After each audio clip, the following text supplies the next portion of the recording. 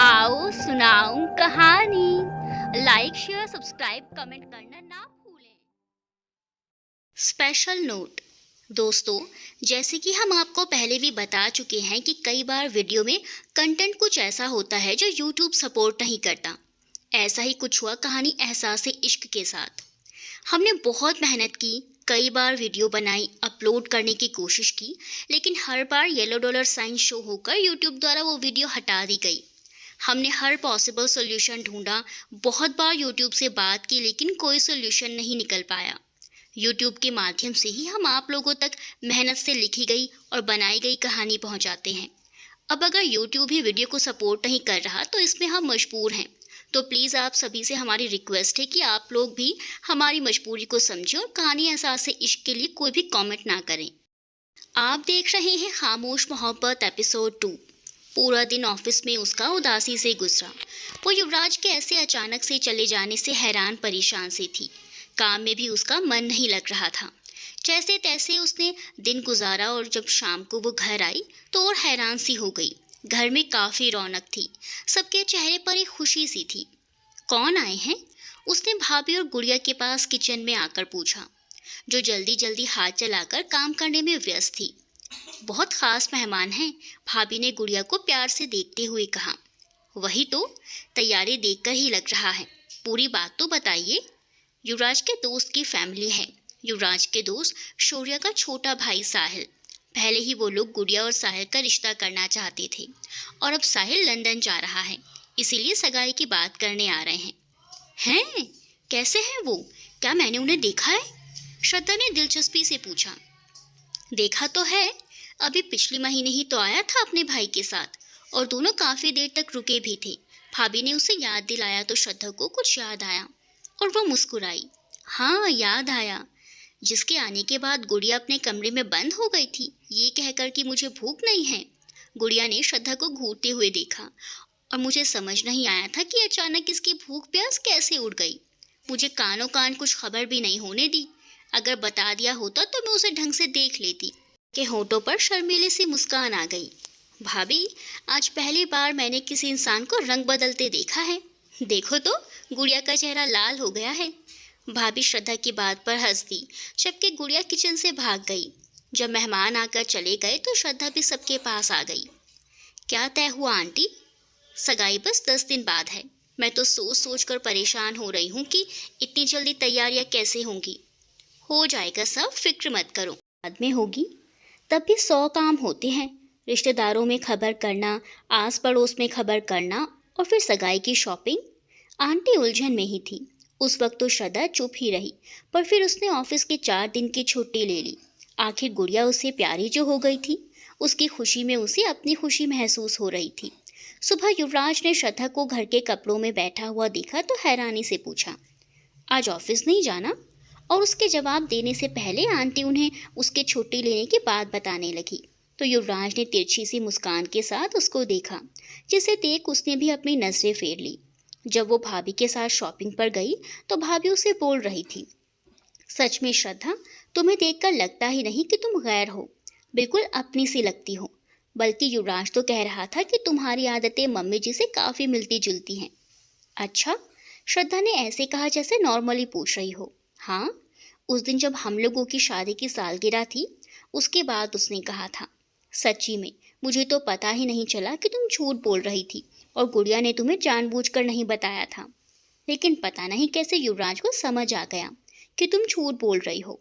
भी यही आदत है, उन्हें लड़ाई झगड़े से टेंशन हो जाती है और वो दूसरों की गलतियां आसानी से माफ़ कर देती हैं ताकि बात ना बढ़े। और तुमने भी वही किया था। अपनी तारीफ सुनकर श्रद्धा को अनोखा सा एहसास हुआ कि कोई तो है जो उसे अच्छा से समझता है। सारी ज़िंदगी उसकी जिन आदतों के लिए उसके घर वाले डांटते रहे, वो किसी की नज़र में तारीफ के काबिल हैं। उसके चेहरे पर खुशी सी झलक उठी। गुड़िया की सगाई से एक दिन पहले श्रद्धा की मम्मी भी आ गई थी, इसीलिए वो बहुत खुश थी। वैसे तो उसकी मम्मी और उसका रिश्ता ऐसा नहीं था कि कभी साथ बैठकर बातें करें, फिर भी माँ तो माँ होती है और पापा के जाने के बाद उसकी मम्मी काफ़ी बदल गई थी। सब उनसे बहुत अच्छी तरह मिले बिना किसी गिले शिकवे के।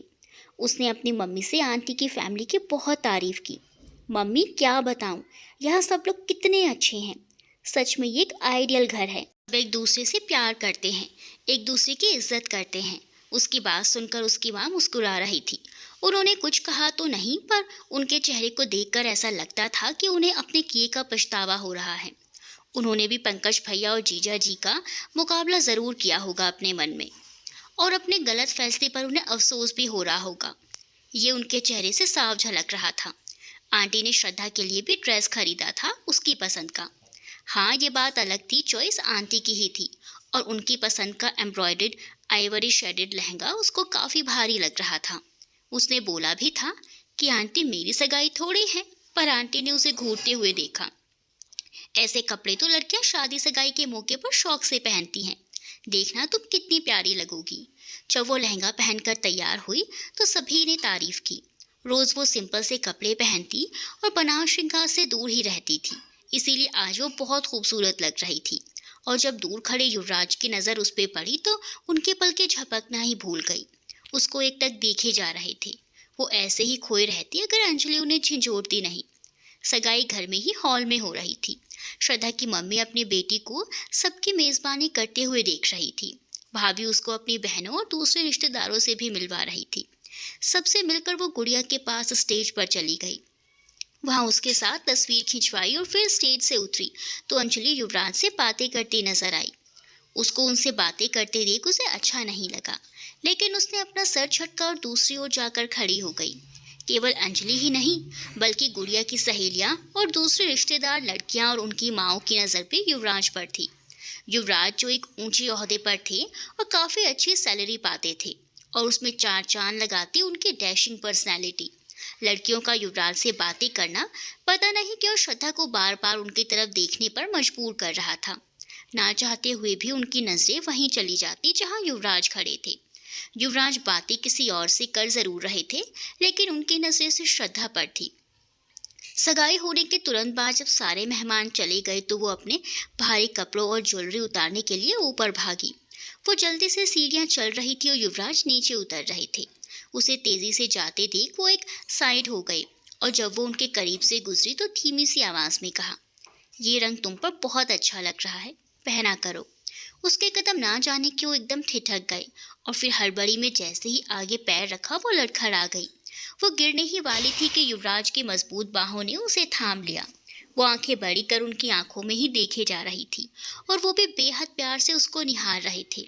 वो उनके इतना नजदीक थी कि जब हवा का झोंका वहां से गुजरा तो उसके बाल युवराज के चेहरे को छू गए। उसकी भीनी सी खुशबू में वो जैसे खो सी गए। दोनों एक दूसरे की निगाहों में खोए रहे। वो जल्दी से भाग खड़ी हुई जब गुड़िया की आवाज उसके कानों में पड़ी। युवराज उसको देख मुस्कुरा दिए, और वहीं श्रद्धा को ऐसा लग रहा था जैसे उसका दिल आज से पहले इतनी रफ्तार से कभी नहीं धड़का। फंक्शन के दौरान उसको एक बार भी महसूस नहीं हुआ था कि युवराज ने उसे ध्यान से देखा हो। इस बात पर उसे दुख भी हो रहा था कि सभी ने उसकी तारीफ की, पर जिसकी तारीफ का उसे इंतजार था उसने एक बार गौर से देखा तक नहीं, जबकि युवराज की नजरें उसी पर बनी हुई थी। लेकिन जब भी श्रद्धा की नजर पड़ती वो बातों में मशगूल होकर ऐसे दिखाते जैसे उन्होंने एक बार भी उसे नहीं देखा। अपने कमरे में आकर उसने अपनी धड़कनों की रफ्तार को संभाला। बेड पर बैठी बैठी वो उन्हीं के बारे में सोच रही थी, और सोचते सोचते कितना वक्त गुजर गया उसे एहसास ही नहीं हुआ। तुमने अभी तक कपड़े चेंज नहीं किए? उसकी मम्मी कमरे में जब आई तो उसे ऐसे बैठे देखकर बोली। वो एकदम से अपने ख्यालों से बाहर आई और उन्हें देखकर शर्मिंदा सी हो गई। जी बस उठ रही थी। मम्मी उसके पास ही बैठ गई। क्या बात है मम्मी, आप बहुत खुश लग रही हैं।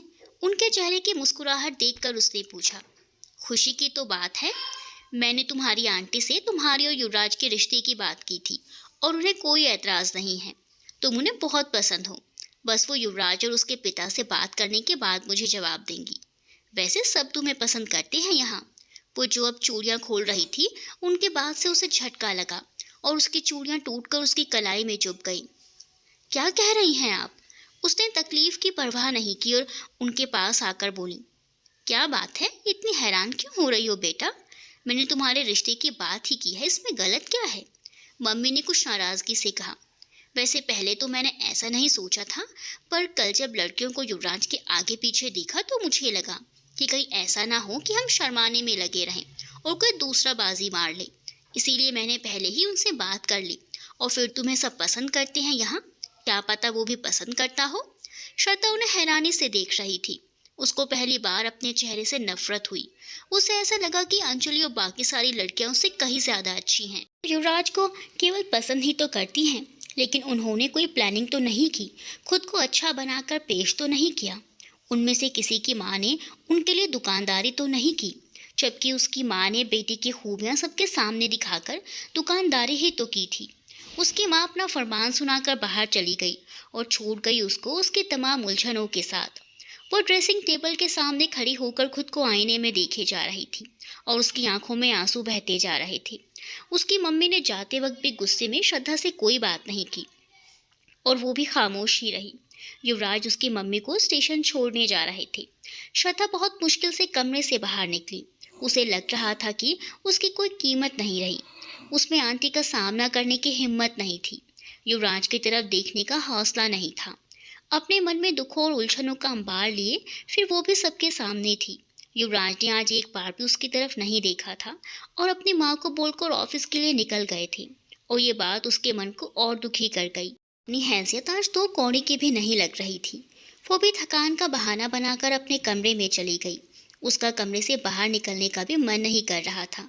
सोच रही थी कि काश कहीं गायब हो जाऊं और फिर किसी से ना मिलूं, पर ऐसा हो नहीं सकता था। गुड़िया उसे खाने के लिए बुलाने आई थी और उसने उससे नजरें चुराते हुए कहा, मुझे भूख नहीं है। अरे, भूख कैसे नहीं है? कि मैं मेरी भूख उड़ जाए ये तो समझ में आता है, पर आपकी भूख को क्या हुआ? चलिए, सब इंतज़ार कर रहे हैं। वो उसे ज़बरदस्ती ले गई। वो सबके साथ डाइनिंग टेबल पर खाने बैठी। सब फंक्शन के बारे में कुछ बातें कर रहे थे और वो बस सर झुकाए अपनी प्लेट में चम्मच घुमा रही थी। तुम्हारी तबीयत तो ठीक है ना श्रद्धा? पता नहीं उसके चेहरे पर क्या दिख गया आंटी को, जो उन्होंने उससे पूछ लिया। जी आंटी, उसने छोटा सा जवाब दिया।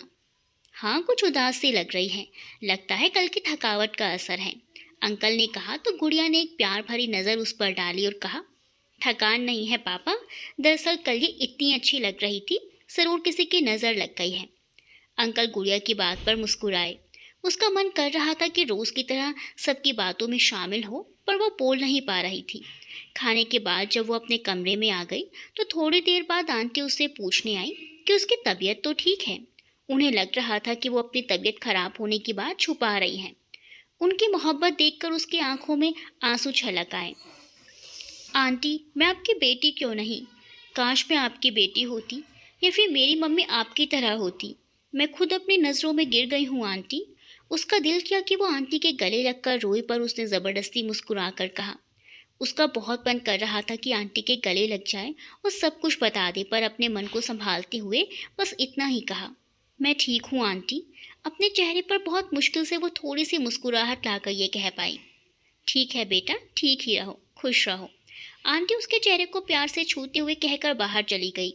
शाम में भी वो भाभी और गुड़िया के साथ लॉन में बैठी थी और युवराज ने भाभी को उनका मोबाइल लाकर दिया जो सोफे पर रखा था। भाभी, आपका कॉल आ रहा है, कहते हुए युवराज ने श्रद्धा को देखा, जिसकी आंखों में और चेहरे पर आज कोई भाव नहीं थे। युवराज को ये बात कुछ खली, लेकिन वो बिन कुछ बोले वहां से अंदर आ गई। भाभी बात करने अंदर चली गई थी और काफी देर बाद वापस आई। गुड़िया का अंदाजा बिल्कुल सही था, तुम्हें वाकई नजर लगी है, और ये नजर किसकी थी ये भी मुझे अभी अभी पता चला है, भाभी ने शरारती अंदाज में कहा। किसका फोन था भाभी? गुड़िया ने बेताबी से पूछा। तो भाभी ने हंसते हुए बताया, मेरी चचेरी बहन का फ़ोन आया था। उन्होंने राज के लिए श्रद्धा बहुत पसंद आ गई है। मुझे तो उसी समय लगा था जब उन्होंने श्रद्धा के बारे में दिलचस्पी से पूछा था। तुम्हें याद है श्रद्धा, कल मैंने तुम्हें एक औरत से मिलवाया था जिसने पर्पल साड़ी पहनी थी? उसने हाँ में सर हिलाया। श्रद्धा दी को बाद में याद दिलाइएगा, पहले मुझे सारी बातें बताइए, क्या कह रही थी वो? गुड़िया सब जल्दी से जानना चाहती थी। राज उनका छोटा भाई है और उसने लड़की पसंद करने के लिए पूरा हक अपनी बड़ी बहन को दे रखा है। ऊटी में रहती है रीना दीदी, उनके पति की जॉब है वहाँ। उनके मम्मी पापा हैं नहीं, इसीलिए राज अकेला ही रहता है देहरादून में। वो कंप्यूटर इंजीनियर है, बहुत अच्छा लड़का है, भाभी उसे विस्तार से बता रही थी। आपने उन्हें क्या जवाब दिया? गुड़िया उतावली हो रही थी। मैं क्या जवाब देती, बोल दिया कि सबसे बात करके बताती हूँ। कल फंक्शन में आए थे राज भैया। गुड़िया ने बेताबी से पूछा। हाँ, आया था। अब ये पता नहीं कि नजर भाई की थी या बहन की जो हमारी श्रद्धा को लगी। देखो कितनी चुप चुप सी और उदास सी लग रही है। भाभी मजाक में हंसती हुई बोल रही थी, लेकिन ये बातें उसके कानों में पिघले शीशे के समान महसूस हो रही थी। अब आप जरूर जानना चाहेंगी कि राज भैया कैसे लगती हैं? गुड़िया ने शरारत से झुककर कहा। तो श्रद्धा ने अपना चेहरा नीचे कर लिया, लेकिन भाभी को लगा बेचारी शर्मा रही है। भाभी आप जल्दी से बताएं ना, आप तो बहुत अच्छे से जानती होंगी। गुड़िया बिल्कुल शरारती मूड में थी, लेकिन वहां रुकने का एक पल भी मूड नहीं था। उसने रात का खाना भी जबरदस्ती खाया और अपने कमरे में आ गई। भाभी की बहन को शायद बहुत जल्दी थी। दूसरे दिन फिर उनका फोन आ गया। इस बार उन्होंने आंटी से बात की। आंटी ने उन्हें कहा कि वो श्रद्धा की मम्मी से बात करने के बाद ही कुछ कह सकती हैं। जब आंटी ने फोन बंद किया तो वो उनके पास आ गई। आंटी, ये लोग कैसे हैं? आपको ये रिश्ता कैसा लग रहा है? परिवार कैसा है? उसकी बात पर उन्होंने हैरान होकर श्रद्धा को देखा। मेरा मतलब है कि भाभी बहुत तारीफ कर रही थी। आपकी क्या राय है? उसका अंदाज बेहिचक था। आंटी को उसका ऐसे पूछना पसंद नहीं आया, लेकिन फिर बोली, राज अच्छा लड़का है, पढ़ा लिखा है, नौकरी भी बहुत अच्छी है, कोई बुरी आदत भी नहीं है। उन्होंने फिर संजीदगी से पूछा, तुम क्या चाहती हो श्रद्धा? तुम्हें ये रिश्ता कैसा लगा? आंटी, शादी तो करनी ही पड़ेगी और लंबी चौड़ी फैमिली में मेरा गुजारा नहीं हो सकता। मुझे ननद, देवर, जेठ जेठानी के झमेले नहीं चाहिए, और यहाँ ऐसे कोई झंझट नहीं है। उसने सपाट लहजे में कहा तो आंटी ने उसे हैरान होकर देखा। उन्हें यकीन नहीं आ रहा था कि श्रद्धा ऐसा सोच सकती है। जो यहाँ सबके साथ इतने प्यार से रहती है, वो आज कैसे अकेलेपन की बात कर रही है। आप लोगों की बात दूसरी है। आप लोग मेरे ससुराल वाले थोड़े ही हैं। मुझे तो ससुराली झमेलों में उलझन होती है। दीदी की इतनी लंबी चौड़ी ससुराल है, बस उनका हाल देखकर ही मैं चाहती हूँ कि मुझे इतने सारे लोगों के साथ ना रहना पड़े। श्रद्धा अपने अल्फाजों से आंटी के चेहरे की हैरत को नज़रअंदाज करती हुई बोल रही थी। पर हाँ, मैं शादी 1 साल बाद करूँगी। तब तक मेरे छोटे भाई का बोर्ड एग्ज़ाम क्लियर हो जाएगा तो साथ में कोई जॉब भी कर लेगा। वो मुस्कुराते बेशर्मों की तरह कह रही थी। हम लोग तो तुम्हारे बारे में कुछ और ही सोच रहे थे। खैर, जैसी तुम्हारी मर्जी। मैं तुम्हारी मम्मी से फ़ोन पर बात कर लूँ, बाद में उन्हें जवाब दे दूँगी। इतना कहकर आंटी उठ गई। ना उन्होंने बताया कि वो उसके बारे में क्या सोच रही थी, और ना ही उसने पूछा। आंटी के फ़ोन करने से पहले ही उसने अपनी मम्मी से फ़ोन पर बात कर ली। क्या जॉब करता है राज? और अपनी माँ के सवाल को वो अच्छी तरह समझती थी। उसकी मम्मी राज के स्टेटस का पता करना चाहती थी कि अगर उसका रुतबा आंटी की फैमिली से ऊंचा हुआ तो वो तुरंत तैयार हो जाती, बिना कि अभी 2 दिन पहले आंटी से रिश्ता मांग चुकी थी। सब ठीक है, मगर युवराज के मुकाबले में कम है। मगर ये रिश्ता मुझे पसंद है। अगर ये रिश्ता किसी वजह से नहीं हुआ तो भी मैं युवराज से शादी कभी नहीं करूँगी। ये मेरा अटल फैसला है। श्रद्धा का लहजा इतना मजबूत था कि उसकी माँ कुछ बोल नहीं सकी। उसके लहजे में एक जिद थी। उसने पहली बार अपनी माँ से ऐसे बात की थी। आंटी की श्रद्धा की माँ से रात को बात हुई। उसे ये तो नहीं पता चला कि क्या बात हुई, लेकिन अगले दिन आंटी को भाभी की बहन से बात करते हुए ज़रूर सुना था। उन्होंने उन्हें आने के लिए न्योता दिया और साथ में राज को लाने के लिए कहा। शायद वो चाहती थी कि श्रद्धा राज को देख ले। शाम को वो बच्चों के साथ बैठकर टीवी देख रही थी जब युवराज बड़े गुस्से में वहाँ आए। तुम लोगों के एग्जाम सर पर हैं और तुम लोग टीवी देख रहे हो? उन्होंने बच्चों को थोड़ा डांट कर कहा। श्रद्धा ने एक नज़र युवराज को देखा और फिर बच्चों को, जो उनकी डांट से सहम गए थे। फिर बच्चे पढ़ने चले गए तो वो वहीं बैठ गई, लेकिन वो एकदम से उठ गई और जाने लगी, लेकिन युवराज ने उसका हाथ पकड़ लिया। उसने पलटकर देखा तो युवराज के चेहरे पर उसे गुस्से वाले भाव दिखे जो आज तक उसने नहीं देखे थे। मेरा हाथ छोड़िए प्लीज़, उसने इतना ही कहा था। युवराज कुछ कहते इससे पहले ही भाभी वहाँ आ गई। सीढ़ियाँ चढ़ते हुए उन्होंने रिमोट एक ओर फेंक कर मारा और दीवार में अपना हाथ मारते हुए ऊपर चढ़ गए। रात में भी वो किसी बहाने से चिड़चिड़ाते रहे। बच्चों को फिर से डांट दिया। आपको क्या हुआ है भाई? आखिर गुड़िया ने पूछ ही लिया। क्या होगा मुझे? उन्होंने आंखें निकाल कर कहा। लगता है ऑफिस में लड़कर आए हैं आप, वहाँ का गुस्सा घर पर उतार रहे हैं। और आज तो डिश भी भाभी ने पकाया है, वो भी आपके। उस समय डाइनिंग टेबल पर श्रद्धा, गुड़िया, पंकज भैया, भाभी और युवराज ही बैठे थे। गुड़िया की बात पूरी होने से पहले ही बोल पड़े। हाँ, मैं पागल हो गया हूँ। कहते हुए उठी और बाहर चले गई। गुड़िया उन्हें आवाज़ देती रही पर वो नहीं रुकी। श्रद्धा नीचे नजरें किए बैठी रही, जबकि भाभी और पंकज भैया हैरानी से उन्हें देख रहे थे। मैंने तो यूं ही कहा था, पर भाई तो सचमुच गुस्सा हो गए। उसे भाई का खाने पर से उठना बहुत तकलीफ पहुंचा रहा था। वहीं श्रद्धा का भी यही हाल था। वो उन्हें खाना खिलाना चाहती थी, लेकिन खुद को बहुत मुश्किल से रोके रखा। गुड़िया उनके पीछे भी गई, पर उन्होंने खाना खाने से मना कर दिया। रात को श्रद्धा जब आंटी के कमरे में आई तो देखा कि युवराज और आंटी कुछ बात कर रहे थे। वो एकदम ठिठक सी गई। उसे देखकर युवराज एकदम से चुप हो गए। आंटी ने उसे बैठने के लिए कहा, पर वो नहीं रुकी और कमरे में आकर आने वाले दिन के बारे में सोचने लगी। मैं उथल पुथल मची हुई थी, लेकिन किसी से कुछ कह भी नहीं सकती थी। कल राज की दीदी भाभी की बहन आने वाली थी। अगले दिन उसने ऑफिस से छुट्टी ले ली थी। आज का खाना स्पेशल बन रहा था। आंटी भी मदद कर रही थी भाभी की।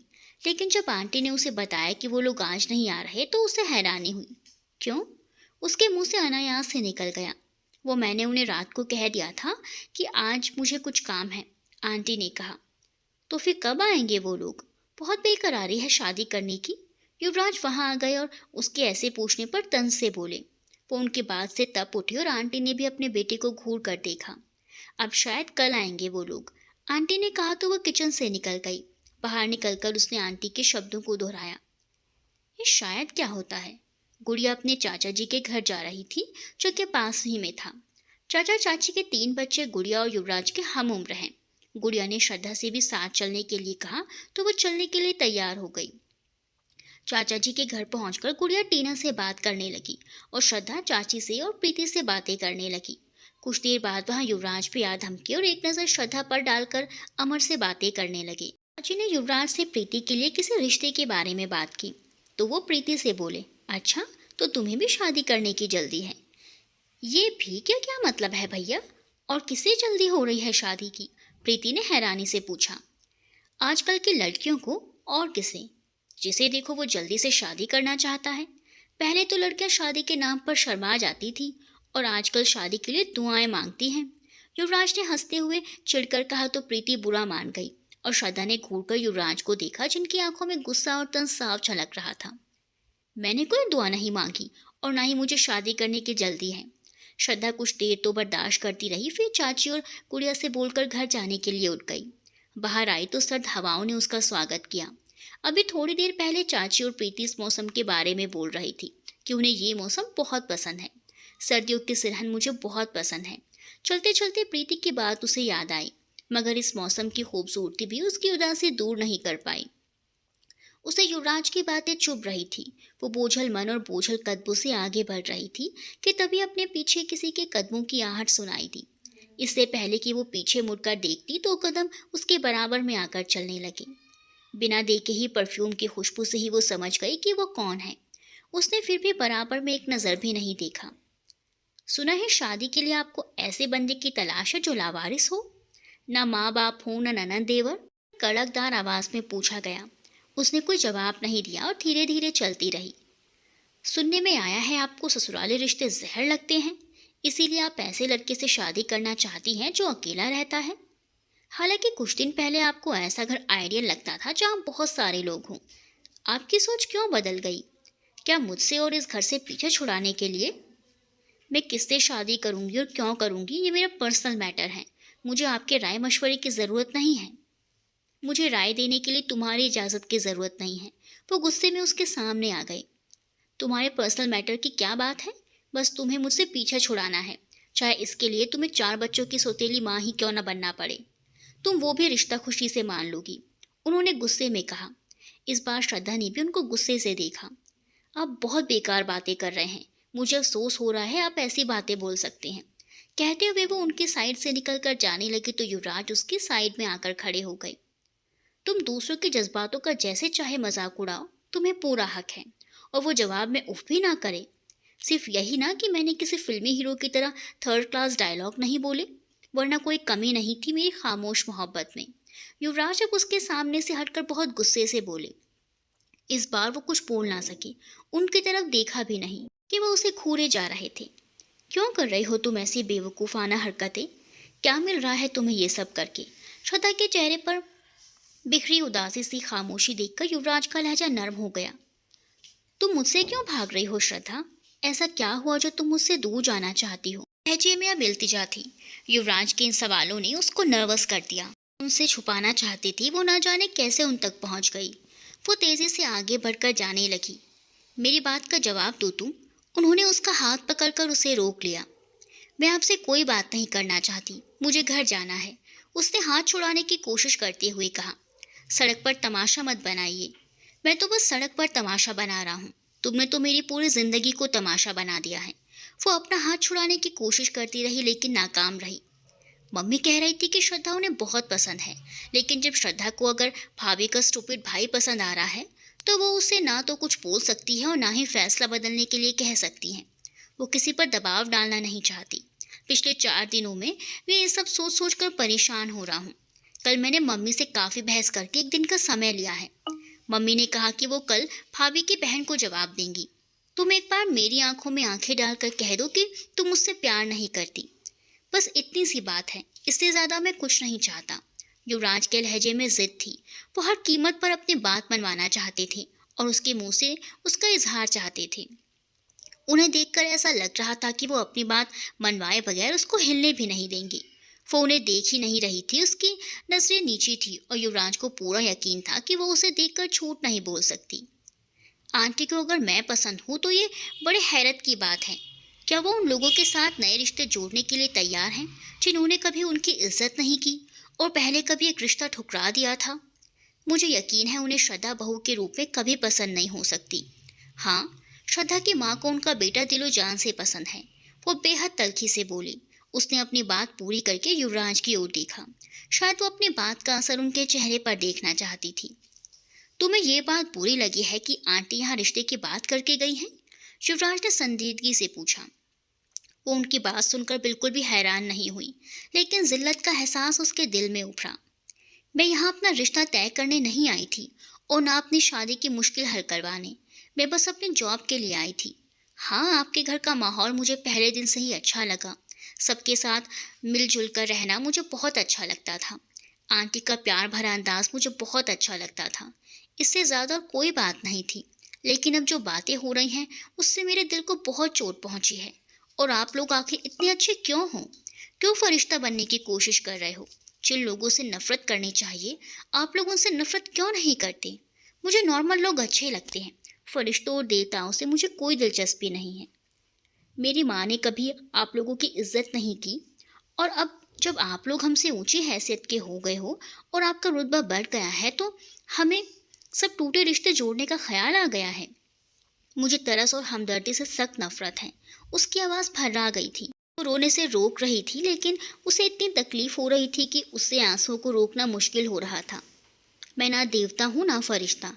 मैं उतना ही अच्छा और बुरा हूँ जितना कोई नॉर्मल इंसान होता है। तुम इन सारी बातों को बहुत जज्बाती होकर सोच रही हो। तुम्हारी मम्मी को हम सब पहले से जानते हैं और उन्हें तमाम अच्छाइयों और बुराइयों के साथ अपना मानते हैं। सब लोग वैसे नहीं हो सकते जैसा हम चाहते हैं। तुम्हारी मम्मी वैसी नहीं जैसा तुम उन्हें देखना चाहती हो। तुम भी उन्हें समझने की कोशिश करो। उन्होंने बहुत कुछ पाकर खो दिया है। वो अभी तक खो देने के सदमे में है। अच्छा होगा तुम उन्हें वैसे ही कबूल कर लो। इस उम्र में उनका बदलना मुश्किल है, युवराज ने बेहद अपनेपन से कहा। खामोशी से एकटक उनको देख रही थी। अब दूसरी बात कि मुझे तुमसे नफरत होनी चाहिए, तो मैंने कभी तुम्हें और तुम्हारी फैमिली को अहमियत नहीं दी, तो नफरत का सवाल ही नहीं उठता। हाँ, जब तुम हमारे यहाँ आई तो एक आम सी मेहमान थी जिसकी मेरे लिए कोई ख़ास अहमियत नहीं थी। कहते हैं लड़के अपनी आइडियल लड़की में अपनी माँ की और लड़कियाँ लड़कों में अपने पिता की आदतें देखना चाहती हैं। मेरे साथ भी ऐसा ही कुछ हुआ। मैंने जब कभी इस तरह सोचा जिससे मेरी शादी हो तो मैं उसमें अपनी माँ के जैसी आदतें देखने की ख्वाहिश करता था, जबकि लोग मम्मी के सीधेपन का मजाक उड़ाते हैं। दूसरों को छोड़ो, मम्मी के सादगी और सीधेपन को मैंने भी कितनी बार गलत बोला है, लेकिन फिर भी मैंने ये भी देखा है कि जब कभी मेरे रास्ते में रुकावट आई, कहीं मैं नाकाम होने लगा तो एक अनदेखी सी ताकत मुझे इस मुश्किल से निकाल लाई। बहुत सी जगहों पर मुझसे काबिल लोग मौजूद थे, फिर भी मेरे हिस्से में कामयाबी आई। मैंने आज तक कभी उनके मुंह पर यह बात नहीं कही, लेकिन मैं जानता हूँ कि हम बहन भाइयों ने भी जो कामयाबी हासिल की है उन सबके पीछे हमारी मम्मी की ही अच्छाइयाँ ही हैं। तुम बहुत सी बातों में उनके जैसी ही हो। पहली बार मैं तुम्हें अहमियत देने पर उस वक्त मजबूर हुआ जब तुमने गुड़िया की गलती छुपाई, उसकी गलत बात को संभाला। वही दिन था जब से मैंने तुम्हारे बारे में अलग अंदाज से सोचना शुरू कर दिया। लेकिन तुम पूरी की पूरी मम्मी जैसी नहीं हो। वो तुम्हारी तरह ज़िद्दी नहीं है, वो तुम्हारी तरह जज्बाती और जल्दबाज नहीं है। उनमें सब्र और बर्दाश्त बहुत ज़्यादा है, लेकिन फिर कुछ बातों में तुम कुछ कुछ उनके जैसी हो। युवराज संजीदगी से बोले जा रहे थे।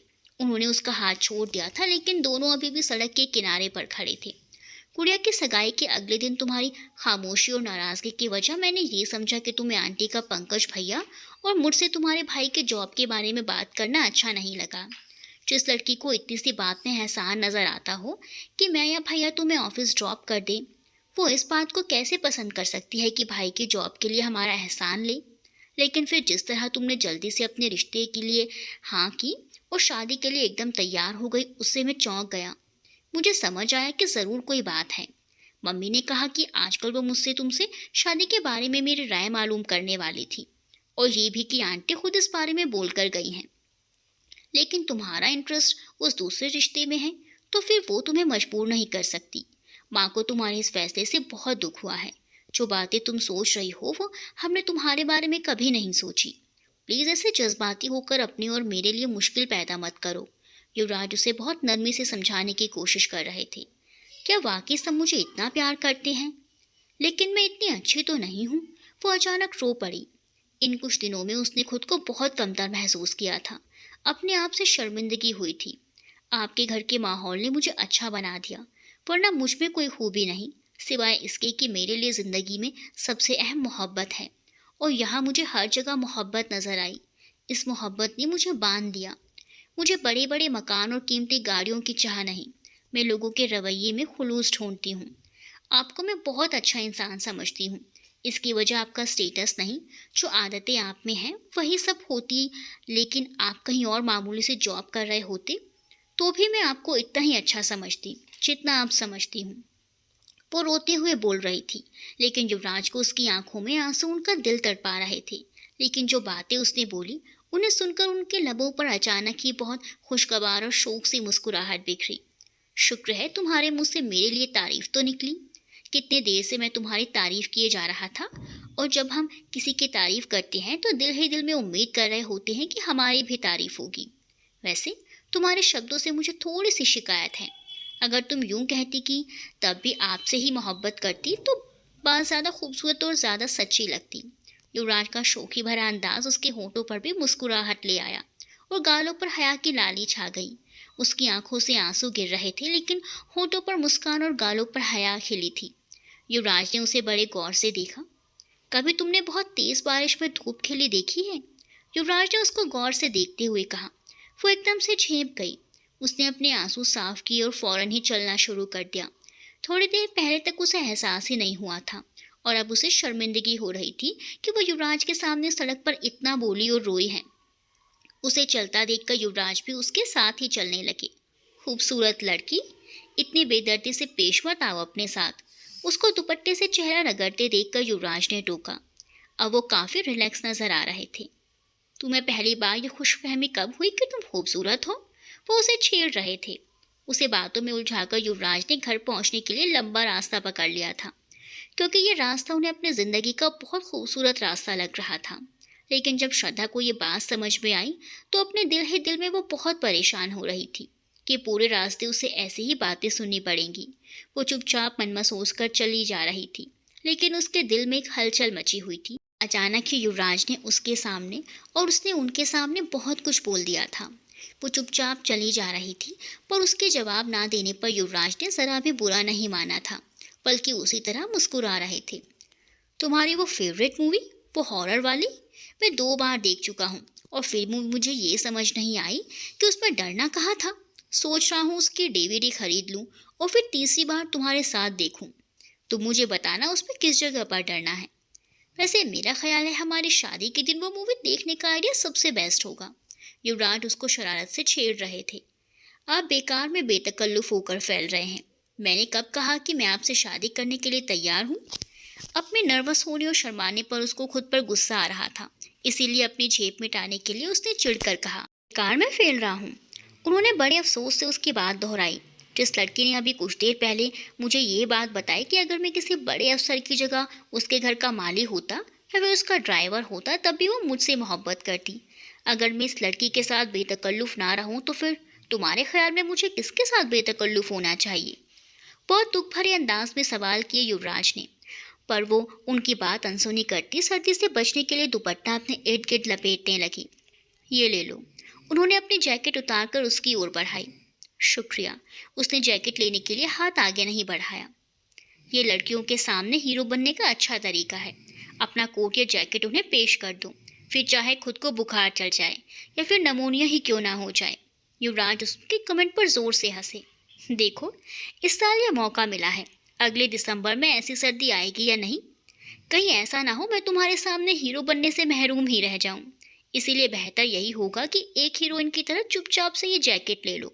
उनकी बात सुनकर उसको हंसी आ गई और उसने हंसते हुए उनके हाथ से जैकेट ले ली। और सुनो, मेरी माँ ऐसे तो बहुत अच्छी है, लेकिन उन्हें फूहड़ लड़कियां बिल्कुल पसंद नहीं। इसीलिए तुम ठीक से पराठे बनाना सीख लेना, नहीं तो ताने सुनने के लिए तैयार रहना। मैं हॉरर मूवी देखकर डरना भी छोड़ दूंगी, पराठे बनाना भी सीख लूंगी। लेकिन आपसे मेरी एक दरख्वास्त है। उसने उन्हें एक नज़र देखा जबकि युवराज मुस्कुराते हुए उसे ही देख रहे थे। आप मुझे इतना ज़्यादा मत चिढ़ाओ। वादा तो मैं बेशक कर लेता, पर देखो हमारा घर आ गया है और खिड़की में माँ खड़ी है और हमें ही देख रही है। उसने उनकी बात सुनकर नज़र उठाई तो सामने खिड़की में आंटी को खड़े देखा और अपनी नजरें झुका ली। दोनों को साथ देखकर युवराज की माँ अच्छी तरह समझ गई कि दोनों में बात हो चुकी है और दोनों ने क्या फैसला किया है ये पूछने की उन्हें ज़रूरत महसूस नहीं हुई, क्योंकि श्रद्धा ने युवराज की जैकेट जो पहन रखी थी। एक नज़र दोनों के मुस्कुराते हुए चेहरे को देखकर वो खिड़की से हट गई और फ़ोन में जल्दी से एक नंबर लगाने लगी। और दूसरी तरफ वो घर के अंदर दाखिल होते हुए कह रहे थे, खामोश मोहब्बत के सफ़र से मोहब्बत के शहर में स्वागत है तुम्हारा। यहाँ हम लड़ेंगे भी, झगड़ा भी करेंगे, लेकिन हमारे बीच सिर्फ और सिर्फ मोहब्बत होगी, वो भी हमेशा हमेशा के लिए। युवराज ने उसकी आंखों में देखकर कहा। उसने भी युवराज की आंखों में देखा तो उन्हें एक दूसरे की निगाहों में खो गए और वो पल वहीं थम गया। ऐसे ही खोए हुए युवराज ने उसके सामने अपना हाथ किया। उसने उनके हाथ में अपना हाथ रखा और दोनों मुस्कुराते हुए घर के अंदर दाखिल हो गए। और वो दिन भी आखिरकार आ ही गया जब दोनों अग्नि को साक्षी मांगकर जन्म जन्म तक एक दूसरे का होकर रहने का वचन निभा रहे थे। दोनों के चेहरे ताजगी और मोहब्बत की रौनक से आबाद थे। दोनों की खामोश मोहब्बत ने आज हमेशा हमेशा के लिए उन्हें एक कर दिया था।